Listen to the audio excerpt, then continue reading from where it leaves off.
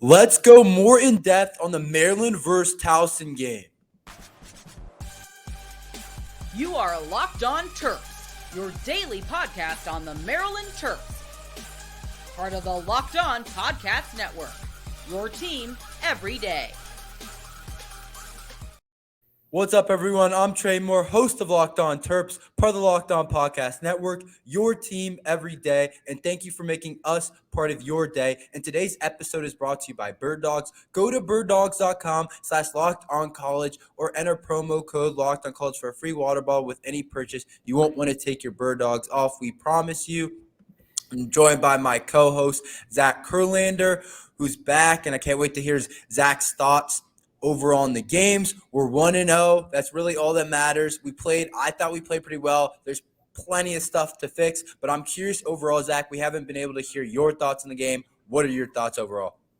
I think my score prediction was 63-6, so I'm a little bit disappointed, but a win's a win. There were some good things in the game, but there are some also bad things. I thought the team looked pretty good. Thought the defense was definitely the standout, and Taulia looked pretty solid. So I think there are a lot of good things, but some bad things as well. But a win's a win, and we're 1-0. On to next week. Yeah, we're on to next week, and I want to talk about the secondary now and Tarheeb Still, who is moving to the outside. I want to talk about him and how he's no longer in the slot. That was a big thing for me. I was wondering where would we play Tarheeb Still, because I think depending on where we play Tarheeb Still would depend on how the rest of the cornerback room would shape up. Yeah, no, he looked really good. I thought the secondary actually did a really good job this weekend. I know, like we talked about in the episode before the game, Towson doesn't have that many good players, but they do have good receivers, and I thought we limited them pretty well. I thought it was a good team. Tarheeb definitely played really well. It's interesting how they used him in like the nickel role and stuff like that, and he played on the outside a little bit, so he looked really good. I'm excited to see the secondary. If he can be like a big piece in our secondary, like we have all the potential in the world. Yeah, we already know Tarheeb's going to be good and play outside now. That's where he started this season, played inside last year. Mm-hmm. And Glendon Miller, redshirt junior, actually got the start in the slot, which is a big deal. 6'4", really good athlete. Crazy. But the reason I thought he started, I wasn't sure if he was going to start, is because Gavin Gibson was actually out, a talented sophomore who was also a slot corner. So I think those two guys are kind of competing still for that slot corner role if Tarheeb continues to play outside. Yeah, with Tarheeb playing outside, though, guys like Corey Colley and Lionel Whitaker probably won't see the field as much, but you never know. Like, injuries happen, so I hope Tarheeb keeps playing the outside because he looked really good and he looked comfortable there. So if he can be a consistent outside corner, then I think it just brings so much more versatility to this defense. No, yeah, I agree with that. I also think Jaquan Shepard, the transfer from Cincinnati, I was really impressed with him. I thought he looked like our best cornerback out there. It seemed like every time they threw him the ball, they had him locked up. I mean, he had them locked up. I know it's against Towson, but I was impressed with Jaquan Shepard overall. What do you think about Jaquan? I thought Jaquan Shepard looked really good. I mean, I feel like we've been talking about the secondary. We have a deep room. Jaquan Shepard looked really, really good. Beau Brade also looked really good. Obviously, Dante Trader's like as solid as it gets. So the secondary overall, we've said it a couple of times already, it was Towson, but if they're playing this good against Towson, I am like, it shows, like, it gives me confidence that got like teams versus Virginia that we're going to play in a couple of weeks. Obviously, the Big Ten teams, we have all the potential now to like cover anybody really. Like, I know we lost Tay Banks, we lost Jacorian Bennett, we lost Copeland last year. We lost a lot of guys like on the defense, but the secondary still looks really good. Yeah, no, I think it's definitely the strong part of our defense. And I want to ask you, just how good can the secondary be? Can it be a top group in the Big Ten, a top 3 group in the Big Ten?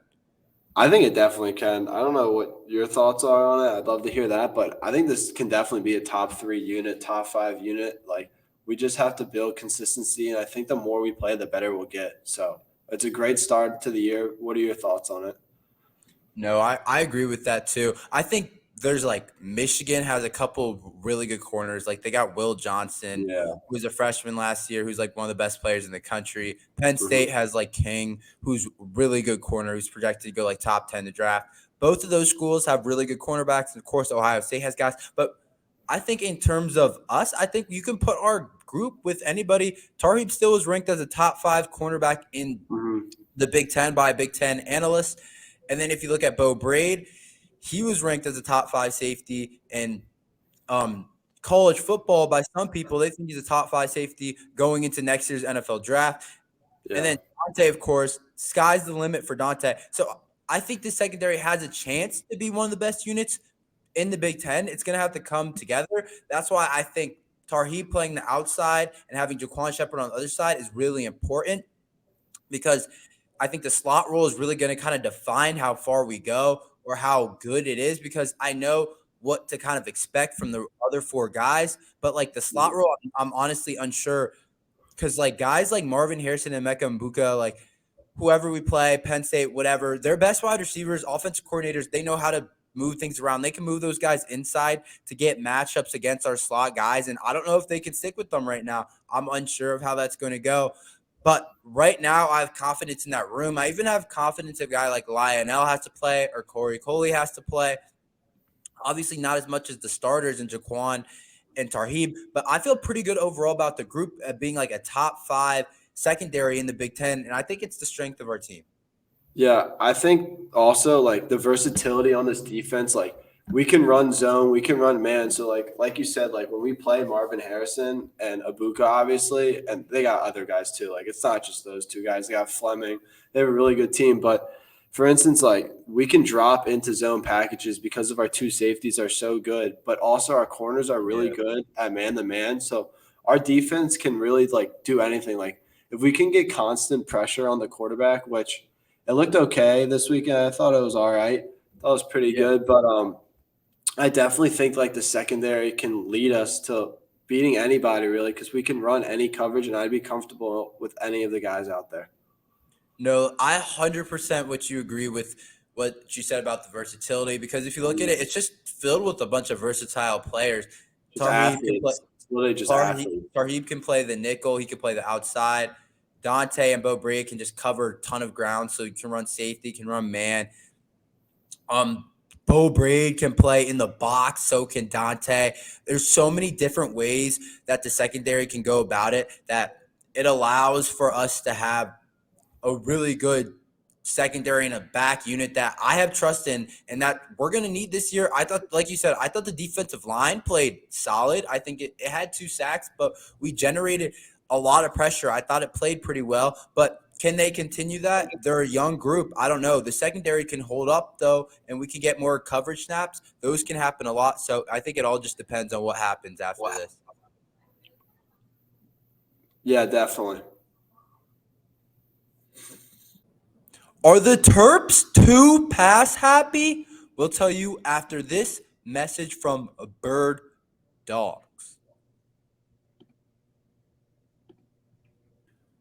Birddogs makes you look good. Birddogs stretch khaki shorts are designed to fit slimmer through the thigh and leg, giving you a truly sculpted look. Birddogs fix this issue by inventing cloud knit fabric that looks like khaki but stretches so you get a way slimmer fit without having to sacrifice movement. Go to birddogs.com/lockedoncollege or enter promo code lockedoncollege for a free white tech hat with your order. That's birddog.com/lockedoncollege or promo code lockedoncollege for a free white tech. You won't want to take your Birddogs off. We promise you. Are the Terps too pass happy? Someone asked this question about the Terps being too pass happy in a press conference, and I want to read you what Coach Locksley responded with.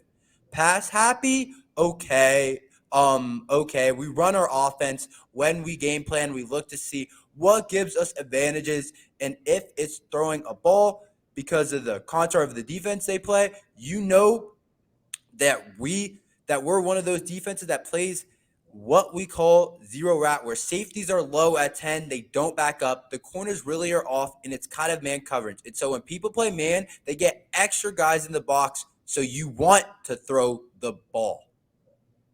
The Terps ran the ball or threw the ball 43 times and ran it 36 times. I don't think that's a crazy ratio, but I've talked about it a little bit in the past. I've said I think there's some games where we should lean on the run more, where we average a lot of yards per carry. This game wasn't one of the games where the run game was crushing it, but I want to ask you, do you think we rely too much on the passing game?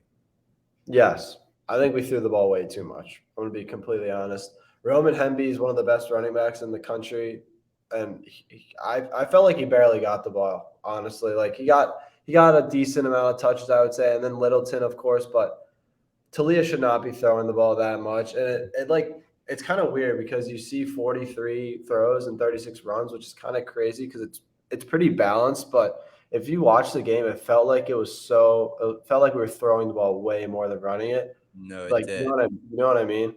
It No, literally it exactly felt like that. I was watching the game and I was like, are we ever going to run the ball? And here's my thing. Like, I think against some of the other teams we go against that have high-powered offenses, we're going to want to control the clock a little bit more. It's going to depend a lot on how the offensive line comes together and what they do. But I think Roman Hemby should get more carries. I don't see why we don't give him the rock a little bit more. I know we love to go running back committee, and I'm going to ask you about that next. But it did feel like he was never getting the ball. And this Towson defensive line is not anything that we should be scared about. But I think we got to take some pressure off of Taulia. He was taking a lot of hits out there. I don't know if you saw, but there was a couple times he got like nicked up and injured on different times when he's trying to create plays, when the plays are breaking down. And it's like, we don't need that against Towson. We don't need this guy to get lit up. We don't need him to get hurt. Like, run the ball a little bit more, especially on first down. I think we can do that a lot more, and I want to see it more in the Charlotte game because that's part of what bringing in Josh Gaddis was about running the ball more and having better run concepts that he brought over from Michigan and that he's had for a while that he showed he can do really well. So Coach Locksley talked about that there's new run game concepts from Josh Gaddis. But I'm not seeing us run the ball enough for us to incorporate those. And I think we ran the ball even more when the backups were in. When Taulia was in, though, we were way past happy. And I understand everything about whatever, the safeties being back and whatnot. But at the end of the day, we need to give the ball more to Roman Hemby this season. Yeah, I'm not going to lie. I'm reading through the stats a little bit. Roman Hemby had 12 carries for 58 yards. That's almost 5 yards a carry, and he had a touchdown. Like, if you're averaging 4.8 yards per carry, you should get the ball at least 18 to 23 times at least in college football. He should not be getting the ball 12 times.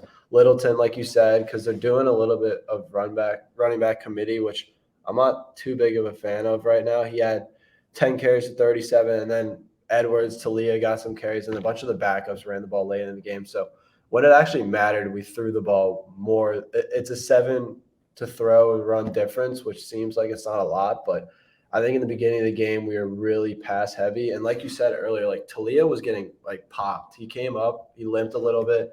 You could literally see him grimacing in pain when he was throwing the ball after halftime. Like, that can't happen in the first game, especially against Towson. Like, you need to establish the run because when we're playing, like you made a good point, when we're playing Michigan, Ohio State, Penn State, you want to keep those guys like off the field. Like, they have really good offenses. And in order to do that, you need to establish a run game.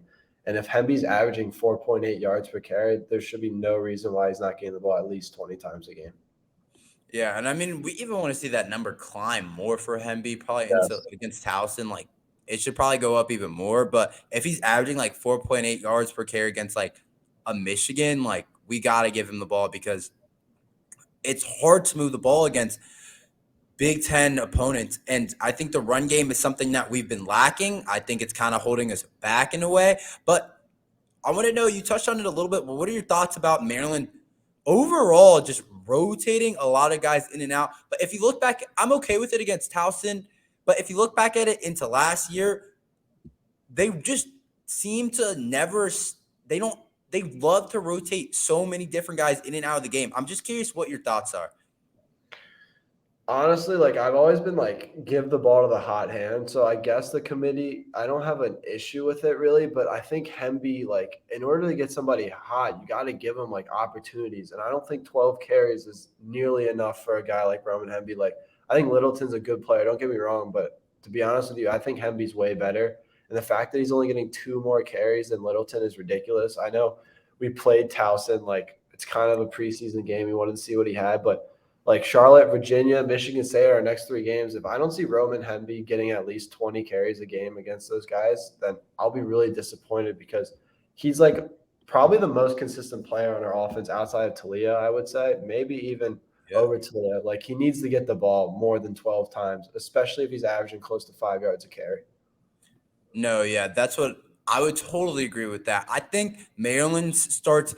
This is what my biggest criticism about Coach Locksley. I think we try to get too many guys touches, and I love that in a way because it's like you don't want guys to transfer. There's different reasons for it, but at the end of the day, if we want to win games and win a Big Ten championship, best players got to play. If you look at Alabama, their defense, best 11 is on the field. They're not rotating a ton in the linebacker room. They're not rotating a ton in the cornerback room. They rotate across the defensive line. Obviously, that's going to happen. Those guys get tired. Obviously, Roman Hemby's not going to play every snap at the running back position. But even if you look at a guy like Jayshon Barham, I've talked about this on other podcasts. If I don't see Jayshon Barham playing every snap against Virginia coming up, okay, Charlotte, like maybe not. But he's playing like 50% of the snaps at linebacker against Towson. And it's Towson, so things can change. But there's no reason for when we go against some of the better teams that a guy like Barham or a guy like Hemby shouldn't be in the game more if we really want to take things seriously. Those guys are too talented. And I think Coach Locksley kind of has a challenge with this. He wants to appreciate the seniors like Hippolyte and Gote. I mean, Hippolyte's a starter, so obviously he's going to play but like a guy like Gote, Caleb Wheatland's like a sophomore. He wants to give those guys a chance to prove themselves and to play. They've been in the program a while or whatnot. And there's a part of me that appreciates that, but there's a part of me that's like, okay, we got to turn the flip. And when it's time to go, we got to play our best guys. And this rotation thing, it kind of bothers me a little bit sometimes.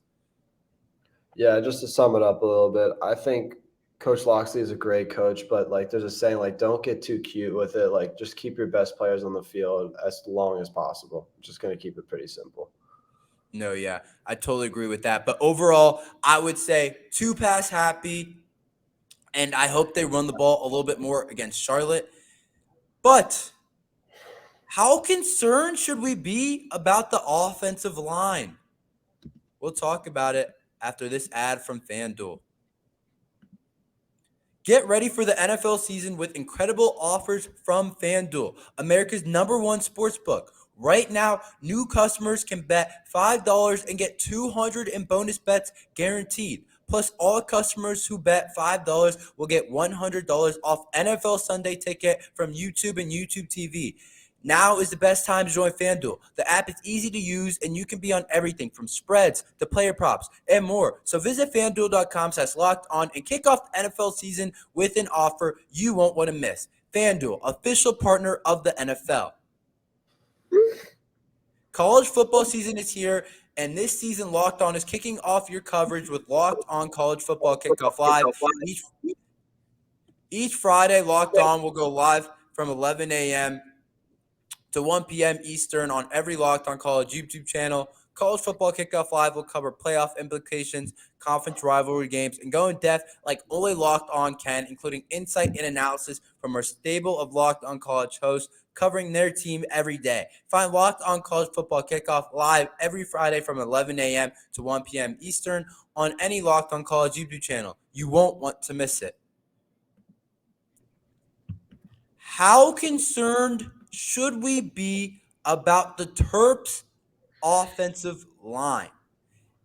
I want to read this quote about what Coach Locksley had to say about the offensive line before we get into it.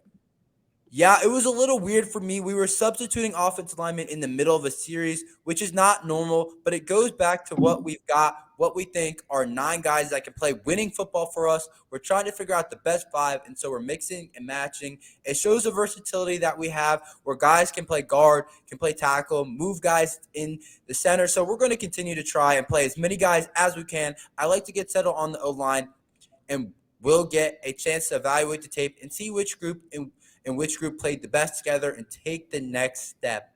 into next week. How concerned are you about the offensive line? I'm concerned. I'm very concerned. The thing that worries me the most is what we've talked about the whole entire summer and fall. Like Taulia gets hurt, like he gets injured, like he's had injuries in the past couple of years, and the offensive line is probably the reason why. It's because they don't do a good job enough protecting him. And I know Taulia like improvises and he likes to run out of the pocket, but if the offensive line cannot give Taulia time to throw to these great receivers that we have, then this offense cannot do anything. Like he got hurt. I saw at least 4 of the 5 plays where he took some serious hits, and like this was early too. Like I'm talking about like as the first half ended, he looked like he played a full game, got hurt like 3 times. Like I'm concerned about the offensive line. We said Hemby ran for 4.8 yards per carry. Like if I'm thinking about it now against Towson, he probably should have ran for a lot more. But I think the pass protection is a little bit more worrisome. But yeah, I'm concerned. No, I completely agree with you. I'm concerned too.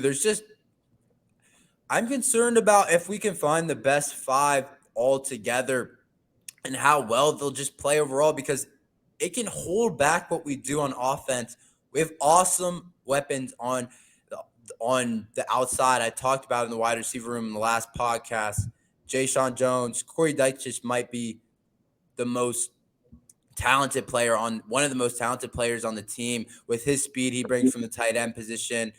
Octavian Smith is awesome. Caden Prather had a drop, but is still going to be a good player. Ty Felton, Tyree Shape. Like our wide receiver room is loaded, but it really doesn't matter if the offensive line doesn't play well. And I think the thing that trips me up the most was this was against Towson. This was a chance for us to go out and dominate their defensive line, but it didn't look great. It just didn't. I want to mention that Gottlieb was out. I think Gottlieb, who's supposed to be our starter at right tackle, when he comes back, it'll help. But I'm not impressed. And similar to what we talked about with the offensive line, we need to find our best 5 because we shouldn't be rotating guys in and out on the offensive line when we get to Virginia and we get to Indiana and we get to Ohio State. We should have our best 5 by then. I don't want to see a rotation across the offensive line.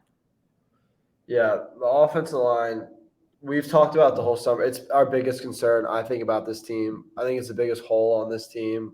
Locksley's been trying to figure out which 5 guys to put out on the field for it seems like weeks now, and we still do not have a solid enough 5 that can dominate a team like Towson. Like, no shade to Towson, but we play in the Big Ten. Like, we're going to be playing defenses that are going to give us so many issues. Like Michigan's defensive line, Penn State's defensive line, Ohio's. Like, these teams are going to run us over.